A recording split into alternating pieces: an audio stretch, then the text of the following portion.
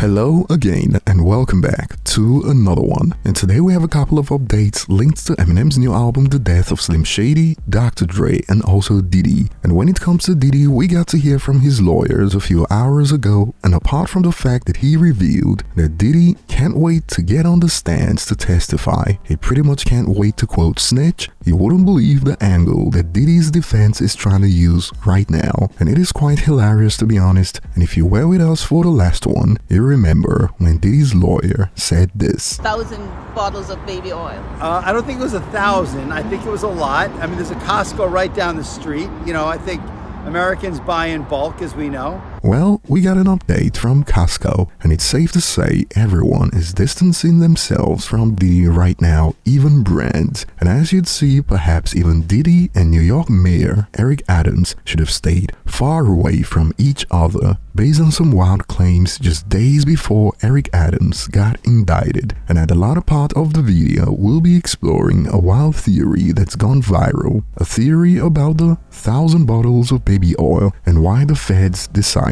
to seize them. And before we get started, if you enjoy content like this to keep it flowing like baby oil, let's get the likes to 1,000, and remember to subscribe if you haven't. And starting out with Dr. Dre, we got a teaser about what is to come after he performed with Anderson .Paak. Check it out. Appreciate Anderson for inviting me out. Make some noise for Anderson .Paak. Yeah, real shit. And I've got a lot more coming, believe me, I'm not done. And I'm gonna make sure I represent myself and my city in the right way. I appreciate the love, Los Angeles. I'm out. One more time for Dr. Dre!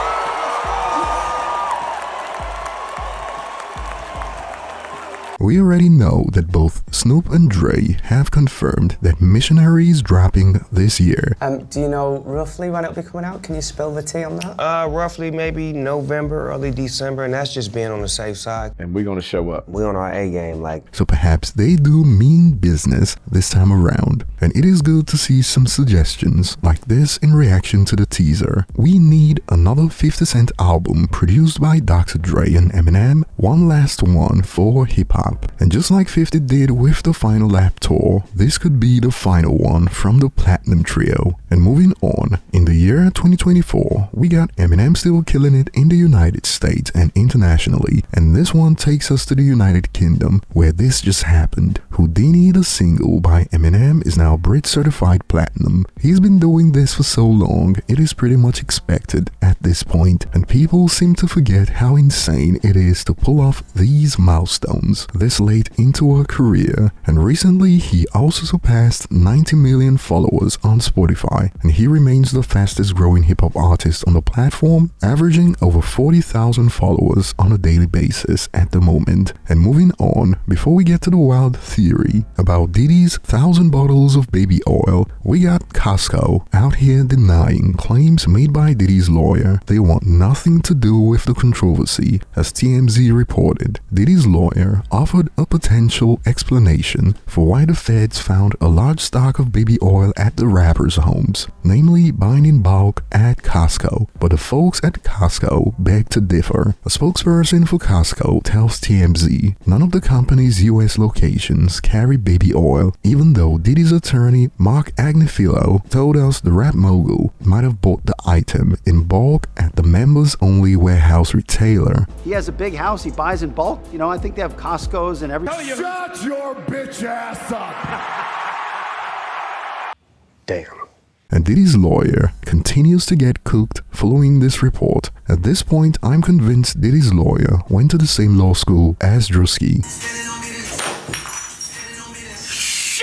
And you wouldn't believe the angle that Diddy's lawyer is using right now, as during a chat with TMZ, he claimed that Diddy is only targeted by the feds because Diddy is black.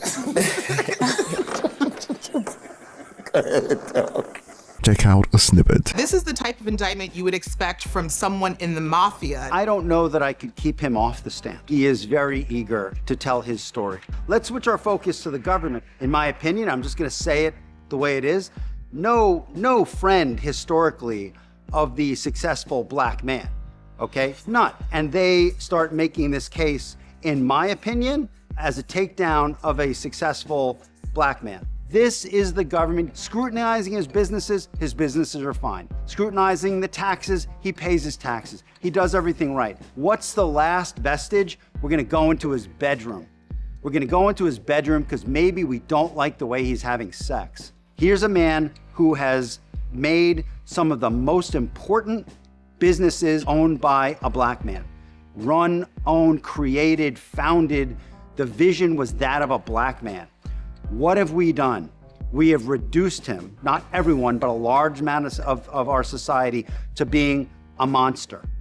That should make us shake in our boots. And this is hilarious because nearly all of his alleged victims have been black. In fact, the quote, "one time Diddy signed a white rapper," was perhaps the first time we didn't see the artist cry about getting screwed over years later. Although we still got time to wait and see. But so far, this looks to be the case. And this sparked reactions like the same black man who tried to blow up another black man and hurt several black women. We are talking about the same man who Keefy D said ordered the hit to take out Tupac. In fact, 50 Cent brought this up during his chat with the Enthusiast Report. Check out a snippet. You go to the 90s and Keefy D said he paid him to kill Tupac. Yeah.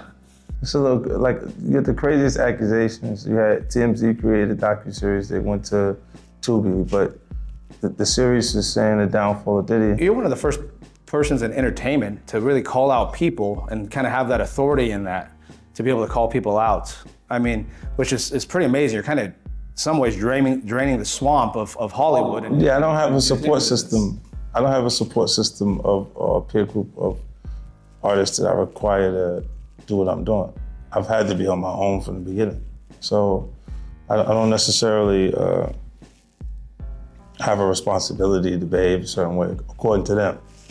You know, and look, if I didn't have an award-winning director doing it, if I hadn't put the right people in place to produce it properly, I would understand why they would question or doubt anything that I'm doing. And some have flipped the argument to ask some serious questions. How many more successful black men could we have had if not for Diddy? How many careers did he destroy? I mean, really? Who did he lift up with him? Who did he reach back for? Who did he actually help? And I'm not being sarcastic. If he did help anyone, now is the time for them to speak up, because no one is coming to mind. Like we already pointed out, unfortunately, perhaps the only one who could say good things about him happens to be a former white rapper. He calls Diddy his big bro, but that wouldn't suffice, I guess. And guess what? Days before the New York mayor, Eric Adams, got indicted, the same mayor who awarded Diddy the keys to the city. Days before the news, Gene Deal was on the Art of Dialogue, speaking about how this is bigger than Diddy, and Diddy got caught in this due to his ties with the mayor, since the feds were after New York politicians. Check out the snippet. Reportedly, just 4 days before the New York mayor got indicted. I said if they really wanted him, all they had to do was review those civil lawsuits. And once they find the criminal activity in those, they could bring him in. Now, the Southern District of New York, they took it upon themselves and put on that raid and everything based on the information they found in Cassie lawsuit and the information they found in Little Rod lawsuit. But all this is bigger than Diddy.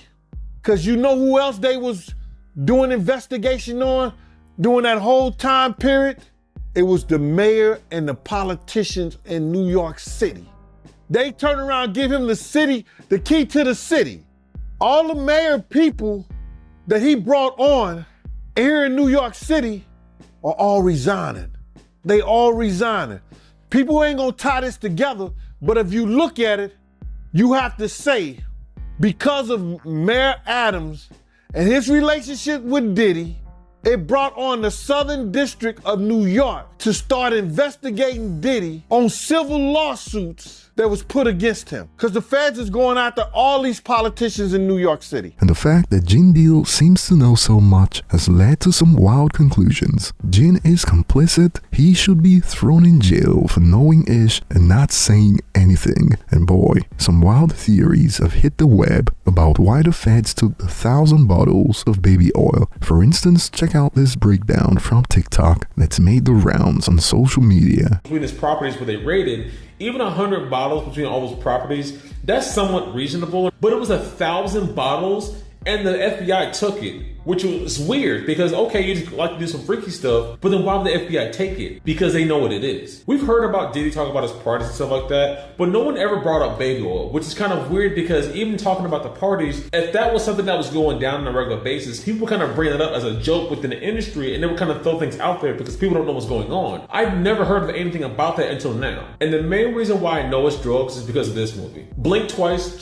starring Channing Tatum, that came out not even fucking 3 months ago. So spoilers if you haven't seen it. Long story short, Channing Tatum is a tech billionaire who has this island that he invites all his people to. The women that he invites to the island, he gives them this perfume. It's just like regular perfume that doesn't have anything special about it. What they find out later is that this perfume erases your memory for a short term. So throughout the movie, these women keep using this perfume on a regular basis, don't think anything of it, but come to find out later it's been erasing their memory. And the reason why it's been erasing their memory is because these dudes have been taking advantage of them at night, and then the next day they don't remember what happened. And the key part about the perfume in this movie, that the reason why it's tied to Diddy, is in the movie you find out that basically he's been giving the perfume to a lot of his, billionaire friends and all these influential people and showing them, hey, you can use this perfume for this thing, whatever, to do these terrible things. Do I think Diddy's baby oil can give people short-term memory loss? It's possible. Because as crazy as having 1,000 bottles of baby oil sounds, it makes perfect sense to the fact that he had it laced with drugs. He was using it to take advantage of people, having them forget what happened, and the fact that no one talks about it, but everyone kind of knows what's kind of going on, makes perfect sense. Because as much as people talking about it, like, oh, it's not a crime to be freaky, which sounds freaking stupid when they say that, but it makes a lot more sense when you think about the reason why the FBI took the baby oil, because they know it's laced with drugs, because other people have told them it's laced with drugs. That's where all the stuff starts clicking. A lot of people are saying that why did the government or FBI say exactly what's going on? Is because I think they're trying to find out who exactly has the baby oil or has ties to Diddy. So they're keeping their mouth shut on what exactly happened, and they're trying to pick up little pieces as they go along. But over to you guys. Share your thoughts below, and do you agree with this theory? Thanks for watching, and see you on the next one.